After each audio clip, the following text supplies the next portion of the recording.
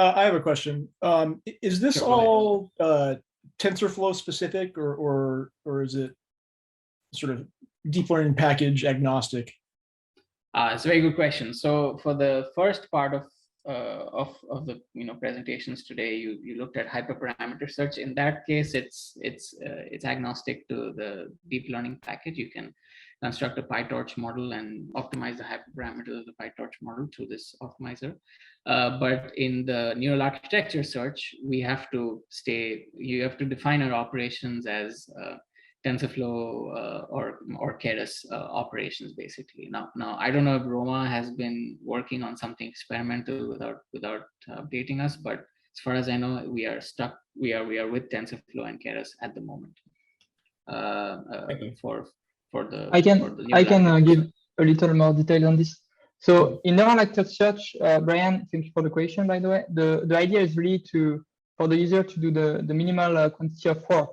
So the idea of neural actor search is you come with your data and we look for a model. It's really where we want to go. So in this aspect, the person should not have to worry about what's the backend. However, right now, some people want to customize. So this has to be done through TensorFlow Keras to follow this API exactly for neural actor search. But recently, this will be presented at the end of today, we developed a framework which is framework agnostic and can adapt to anything. And actually, the example will be demonstrated on PyTorch for the search of architecture of graph neural networks. So I hope you will stay with us up to the end of this day. And if it's the case, you will see how it works. Okay, fantastic. Thank you. Okay, thanks, Roma. Okay, so let's as you know, please go to the workshop website and open up the notebook that you have here after the neural architecture search slides in a new tab. So Roma already explained the first part. So we will run the cell to basically download DeepHyper from the using pip from the PyPy repository. We will then download the content of the lab today, of the workshop today. So we are just looking at this happen. A reminder to everyone, you have to restart your runtime at the end of this because of a conflict in matplotlib. We'll do that before we move forward. And so what we are doing over here is also downloading the training and testing data, which comes to us from Noah, as person I mentioned. So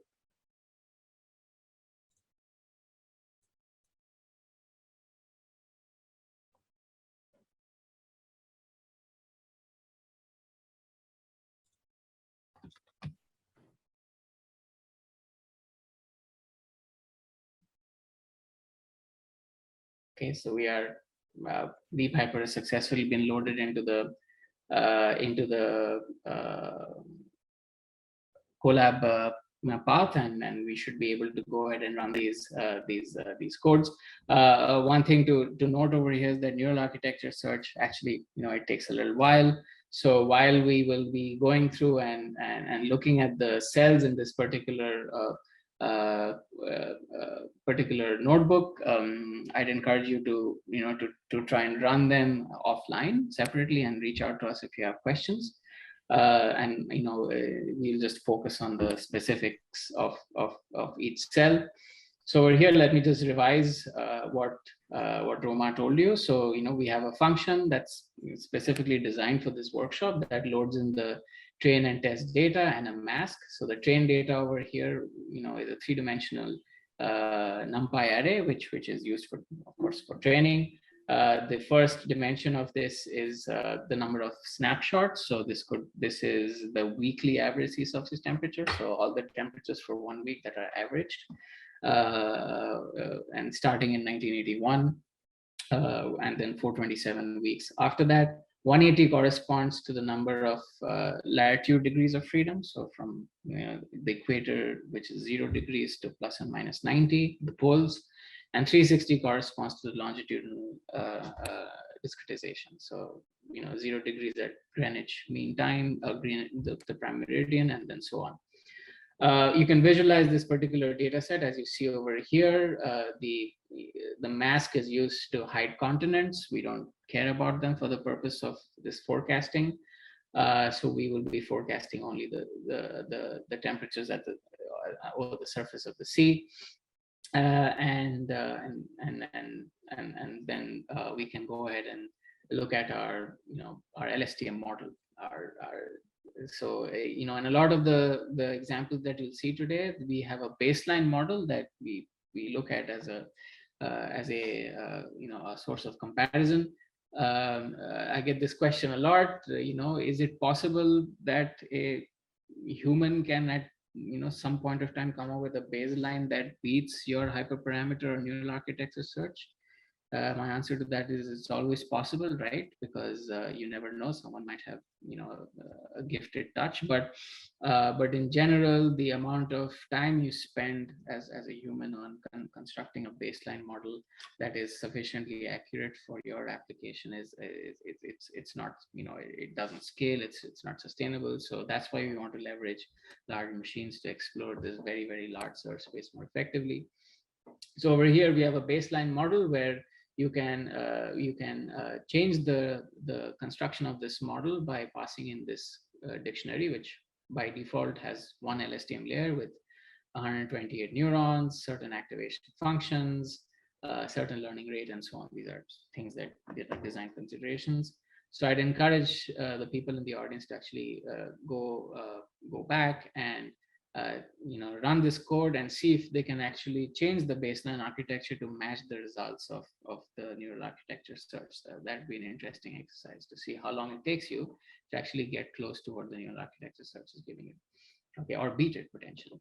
So for example, once you specified this particular config, you can again use this pre-prepared data loader function for this particular workshop that generates a training and validation data set for your optimization. There's another argument over here called n components, which basically corresponds to the number of principal components you retain in your data set. So one way we have simplified the complexity of making this forecast problem is taking this sea surface temperature, which is on a grid, as you'd imagine, and reducing the dimensionality of the grid by doing principal components, or POD, which the CFD community calls it. So the idea is that now, instead of forecasting a 180 by 360 grid into the future, you will forecast a 5-dimensional state vector into the future, which of course makes our problem easier. But once you make the forecast in that 5-dimensional space, you can reconstruct your grid in the physical space to do all the assessment. So luckily we have these functions all built in to do the reconstruction, to do the assessment, to do the PCA as well. So you don't have to worry about that. You just have to change the number of components over here. And so over here we have this function basically simply constructs our model for us, spits out a summary for us to look at, and then trains it, and then returns the logs for the training, the history. And so you can see over here the summary of this baseline model that we've already trained. You have 69,000 parameters, and we train it for 20 epochs. Again, these things are all controllable. So you can go in and see how much of a difference it makes from architecture to architecture, or from choice of hyperparameters to choice of hyperparameters. This is a plot of the logs basically for this 20 epoch training. You can see the train and the valid are closely associated with each other, which is a good thing. You do not want overfitting, where the validation loss is much higher than the training loss. You can see even for this architecture, even with just 20 epochs, it has started flattening out quite a bit. So we are on the right path. In this particular cell, what we are doing is we are basically just reconstructing our flow field. Like I said, I mentioned we have a data set in a 5-dimensional space. what we want to do is we want to basically perform firstly, this data before training has to be scaled. So we use a scikit-learn pre-processing algorithm to scale it between to make the deep learning more amenable. Over here, we are basically loading that scaling that was also done ahead of time hidden away in a function, and then reconstructing that 5-dimensional state in the true physical range. So the principal components that you obtain are also a physical quantity which we have scaled before training. So we want to go back to that physical quantity, right? And once we do that, and we basically reconstruct our state in the physical space, you can see over here through these plots that we are able to, at least in the left two plots qualitatively in the visual norm, we are able to reconstruct the trends of our forecasts quite nicely. So you can see warmer temperatures in the lower latitudes and colder temperatures as you go to the poles. If you have a keen eye, you can even look at this thin band of blue over here that actually corresponds to things that happen in the El Nino type phenomenology in the geophysical sciences. So capturing this thin band is of tremendous interest to many scientists. So but we won't go into the domain aspects of things today, but just to let you know that our LSTM model is doing quite a nice job. If you look at the absolute errors that are plotted over here, you can see that again we are doing quite nicely. The highest error is a 7 degrees Celsius temperature near the coasts. This is in some sense not surprising, because by using that mask, we are actually introducing some discontinuities, and principal components does have trouble with discontinuities. Again, a little bit of technical background, but our goal will be to see if we can actually improve on this using neural architecture search. Okay, as you can see for this particular model, if we go in and look at what the mean squared errors are for our different segments of our data, train, valid, and test, we have a lower test accuracy. It's not surprising, but our train and valid are quite nicely associated again with each other. So what we want to do is we want to then push these numbers higher by constructing a search space and investigating that search space more accurately. Okay, so over here in this next cell, what I introduce is a function that actually that is aligned with the type of data loader that neural architecture search API requires. So in the neural architecture search API, you need to provide two sets of data. You need to provide a training set of data and a validation set of data. And so the format in the supervised learning sense is to have inputs and outputs go in as a tuple, and then inputs and outputs go in as another tuple for both training and validation.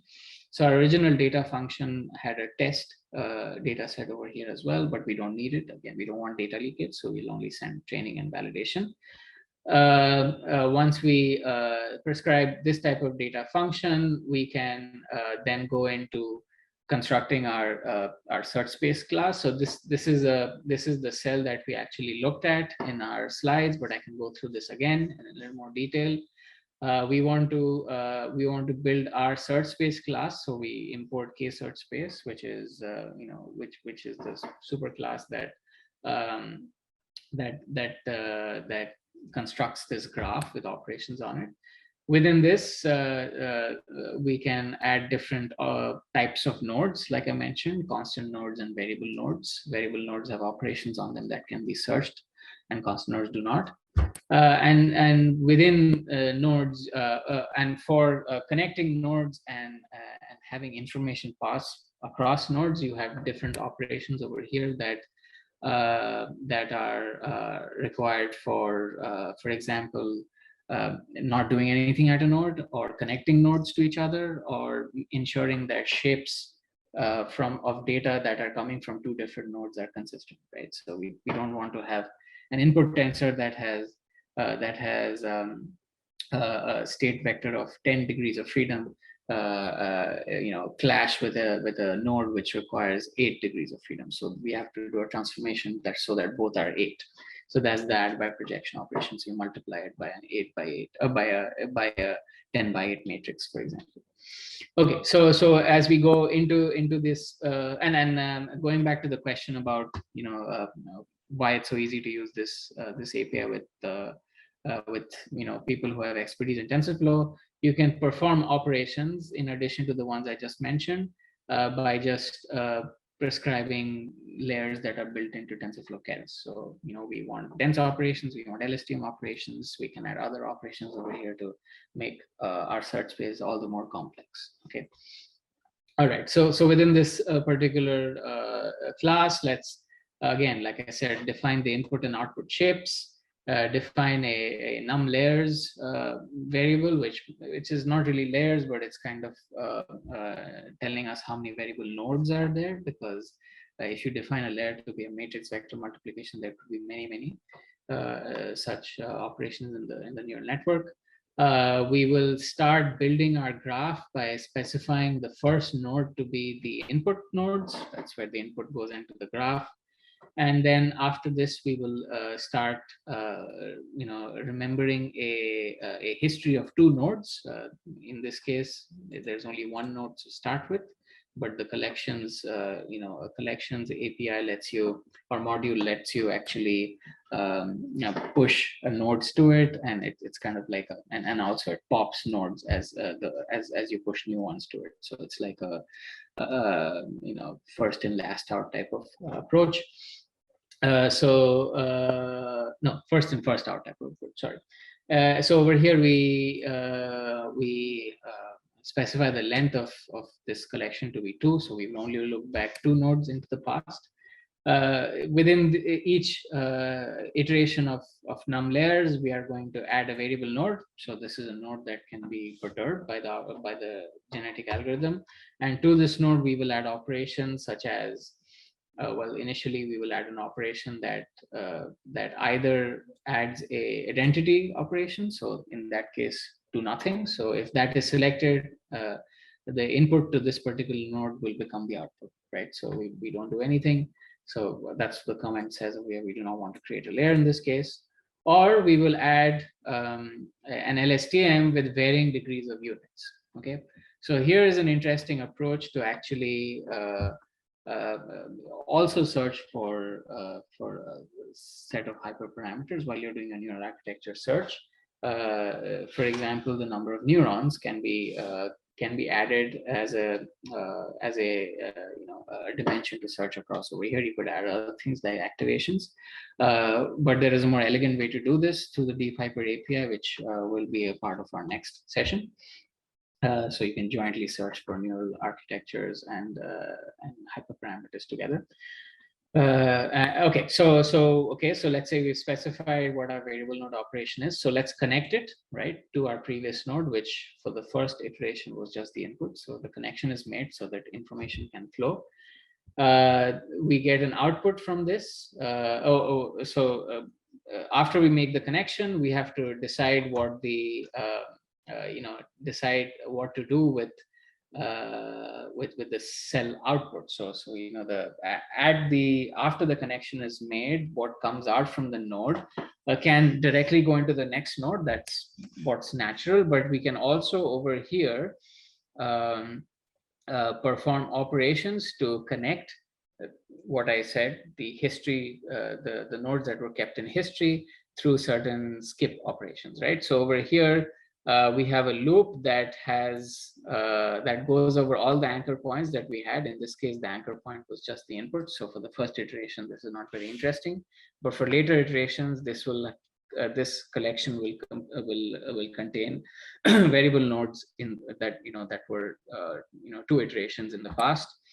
And so we add a skip connection node over here where we can either not perform a skip, that's the 0 operation that I said, or it can connect your current node, right, which is C merge, to the one of those older variable nodes. So these are also added as choices to the search space.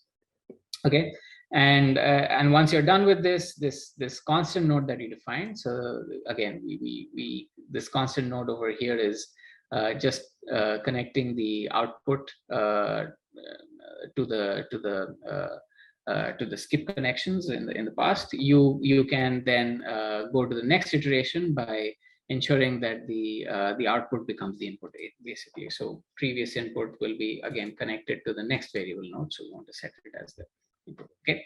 So another interesting thing over here, once you're done with all these variable node operations in the middle, the C node operation at the end is a constant node operation that is specified in order to match the shape of your output, right? So over here, since we had 5 components, maybe it might be interesting to revise this particular class and have n components as an input to it as well, because this may break if the number of components chosen for your training data is different. So this is actually, let me add a comment here.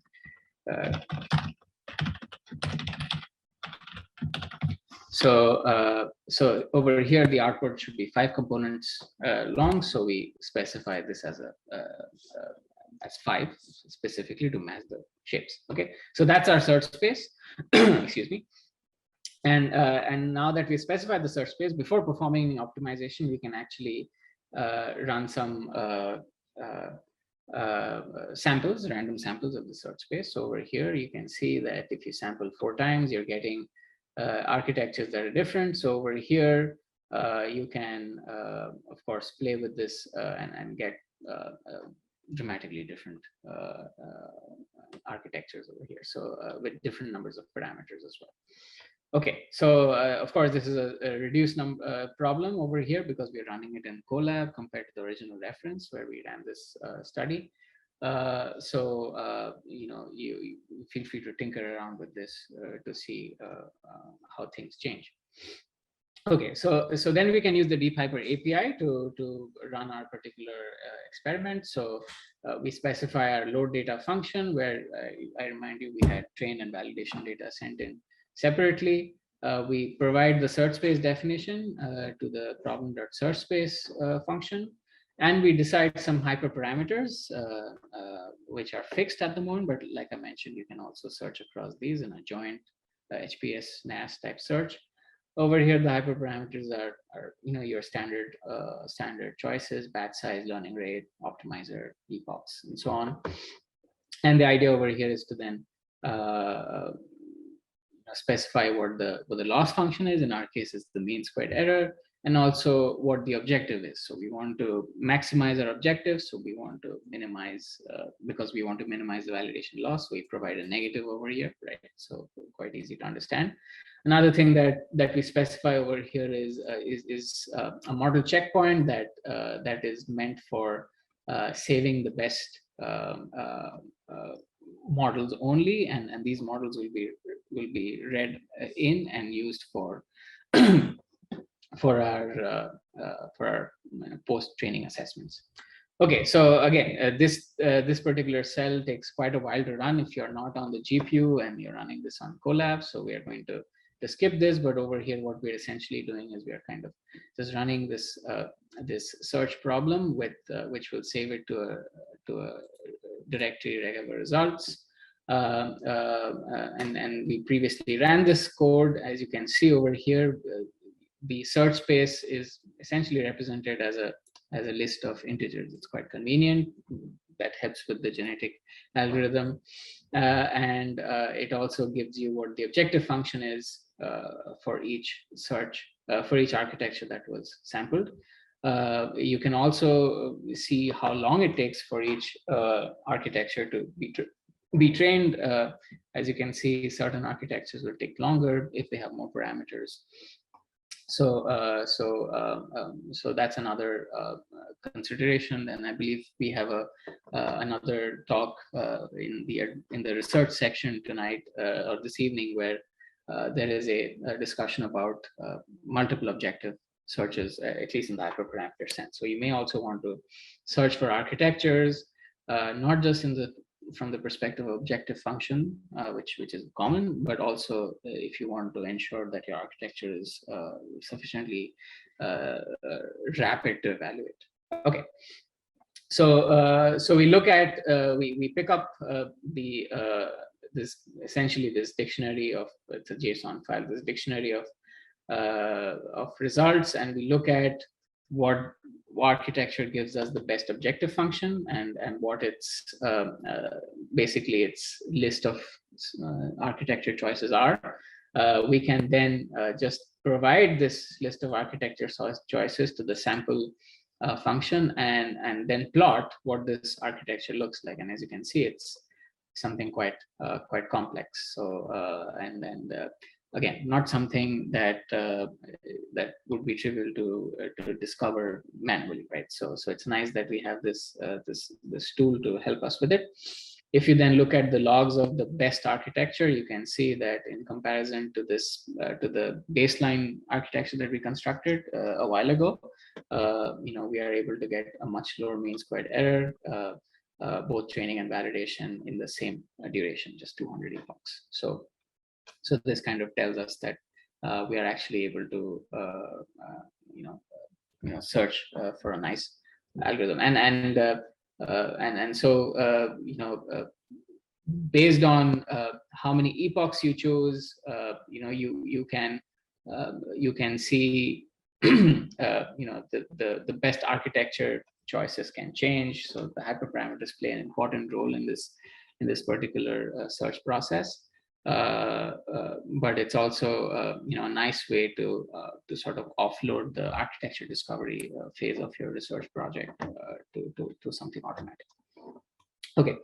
Okay, so over here in this cell, we're just loading the best particular model, and we're just rescaling it to the physical space. So we are still in the 5-dimensional space, but we're rescaling it.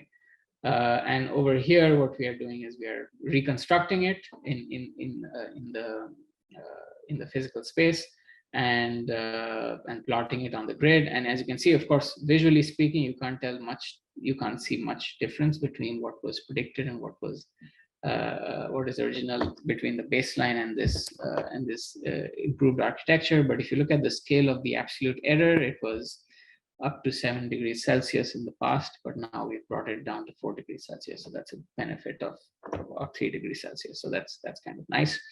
And if you look at a few more quantitative assessments, you are going to see that the mean squared errors have dropped by an order of magnitude, and the coefficient of determination, so the R-square values, which were 0.75 for train and valid in the baseline case, are up to 0.95, which is great. And the test has also followed suit. So we are actually able to see how you're able to get quite competitive scores through this automatic process, even in Colab. So Colab is definitely not a high performance computing resource. So if you couple this with access to high performance computing facilities like we have here at Argonne and elsewhere, we will be really competitive for a lot of these forecasting tasks. Okay, so I believe that's all I had, and I'm 3 minutes early before our break. So at this moment, if anybody has any questions, wants me to go into a little more detail, of this workflow, feel free to ask. And thanks for your attention.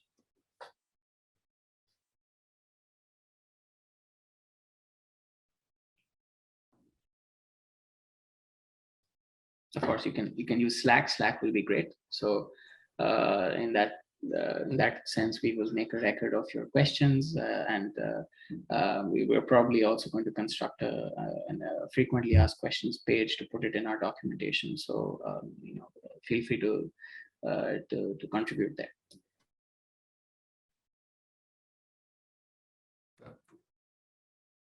This is great, Romit. Thank you. Sure. Yeah, so we will have some time for questions, and also we'll have a 10 minutes break so we can sort of combine. So please feel free to take a break, and we will we'll come in about 12 minutes. and use this time to ask questions not particularly related to the talk of Romit, but if you had questions from hyperparameter search, this is the time to ask. So we are answering some of the questions in the Slack and also in the Zoom chat. Please take a look at those questions as well. And feel free to ask if you have other questions. So there are a couple of questions. So Alfred, do you want to unmute yourself and ask, or I can read the question? Same with Alex. Yes, my question probably is a little bit naive. So if I have a code that's already running, what do I need to do in order to incorporate DeepHyper?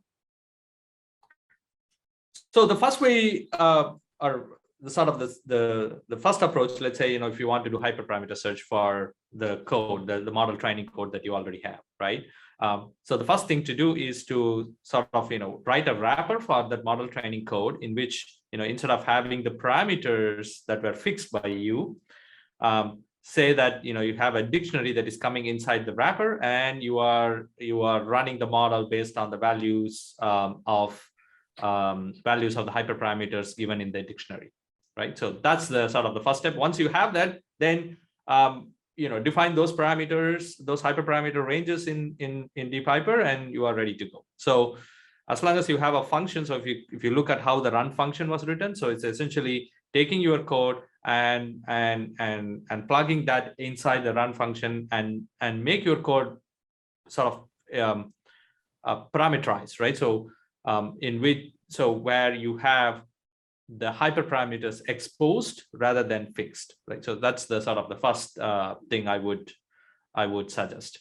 There are advanced features after that, right? So for example, what Romit talked about is, okay, so even if you have a working code now, even if you have a fixed architecture with the neural architecture search, you can take a sort of a step back and say, okay, how can I define an architecture search space? We do have some default architecture search space. For example, if you're doing MLP, it's straightforward. So you can use the one that we already have and just adapt it. And the stacked LSTM is another example. So if you are doing like sequence to sequence, you can do that. So you can start with already existing NAS search space and make your data loader as a part of part of the run function, right? So these are the ways that you can sort of incrementally adapt these techniques and make your sort of model training more automatic as opposed to fixed. Does it answer your question? Yeah, so if I just look at Roman's example that he just gave, would that be enough? Or do you have something else in GitHub or some other places online that I can look at? For the neural architecture search or for the hyperparameter search? Hyperparameter search. Okay, so what Romit presented is a neural architecture search, just to clarify. For the hyperparameter search, we do have several examples, and in fact, hyperparameter search is a lot more straightforward than neural architecture search. Okay. Decide what your hyperparameters are, and then you define those hyperparameters, and then take your existing code and make it sort of make it runnable in a way that you pass a dictionary of hyperparameters and their values, and you take those hyperparameter values and plug that into your code. So it's that sort of step that you have to take, but we do have several examples in the GitHub and also on the notebook as well. Okay, great. Would you mind typing them in under my question in Slack so that I can take a look? Yes, will do. Absolutely. Okay. All right. Thank you.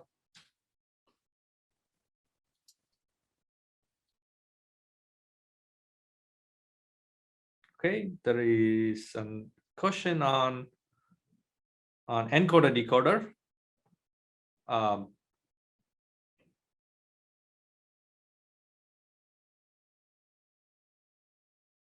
So the question was answered here, but I will read out the question. Has been Alex? Do you want to answer that question? Sure, thanks. Yeah, so I was just asking if the neural architecture search has been applied to any, encoder decoder like architectures such as you'd find in a variational autoencoder or other similar approaches. And the question was answered, and I believe that's a yes. Correct. And an interesting thing that we found, as Romit mentioned in the Slack, is that often the encoders decoders are always symmetric, right? So, but if you go and have you ever wondered like why they are always symmetric? There is no theoretical justification for encoder decoder being symmetric. So Romit went ahead and said like, okay, I want to do a NAS on asymmetric autoencoders, and in fact he found that asymmetric autoencoders are even better than symmetric. So the neural architectures has resulted in an asymmetric autoencoder, which is highly performant when compared to a symmetric autoencoder. Which is very interesting. And I had a follow-up question, which is there an example repository posted at this point? Alex, no, this was experimental. I have code, of course, on. So the question is, Catherine, I'm gonna read that if you're not there. If I'm only trying to do basic architecture parameter search, let's say number of layers and filters, are there benefits of using NAS interface over the Bayesian hyperparameter search? So the answer is, it's better to use Bayesian optimization. So the reason is, okay, so first of all, it's a 2-parameter, and these are integer, mostly integer and categorical parameters. So in that case, it's better to use Bayesian optimization, and it can work well. So the NAS is our genetic algorithm here. The regularized evolution is primarily suitable for, let's say, all discrete parameters, right? So you don't have any ordering. So you don't have integer parameters. Let's say you have all of them are sort of categorical parameters, right? How do you optimize? Because the categorical parameters, without any a priori knowledge on those categorical parameters, you will not know if they have a sort of a specific structure to it. So in that case, specific structure in the sense, by changing the parameters, how much my output changes, right? So the Bayesian optimization sort of uses that to guide the search into the promising regions. And if we don't have that categorical parameter, so if you don't have integer, or vast majority of your search space is integer and categorical parameters. So even in that case, let's say you have a lot of integer parameters, few categorical parameters, and in that case, Bayesian optimization can work really well. Try to go for regularized evolution when you have all sort of categorical parameters. In that case, the problem is a combinatorial optimization problem.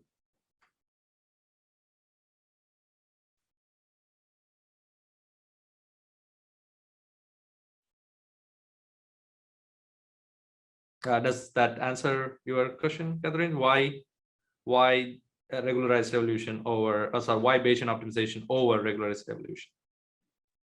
I am so sorry. I literally stepped away from my computer. So maybe I can look back to the recording.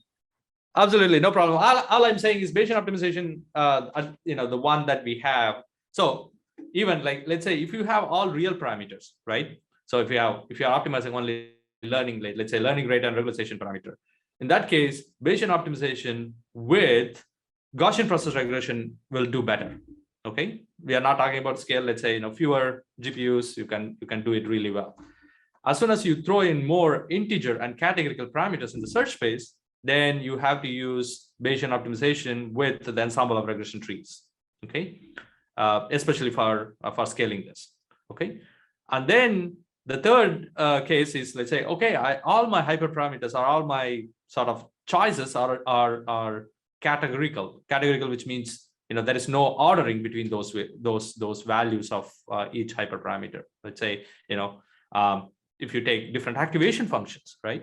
There's no sort of ordering. If you say combine the activation function with the different types of skip connections, right? The skip connections are all binary. Okay, do I connect here or not, here or not, here or not, right? So these are all sort of binary variables without specific structure. So in those cases, you are better with evolutionary algorithm compared to the Bayesian optimization. So it depends on what type of hyperparameters and what type of values they take. Yes, thank you. That does explain it. Thanks. Awesome.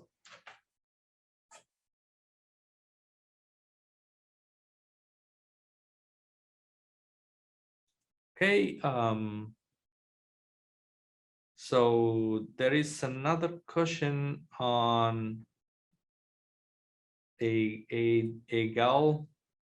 I don't have the first name. Do you want to unmute yourself and ask the question?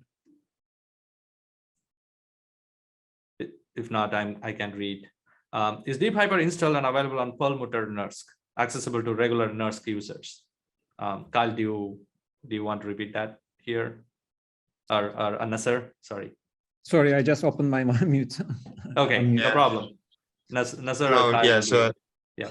I was just saying that there is a session today on Perlmutter usage of DeepHyper.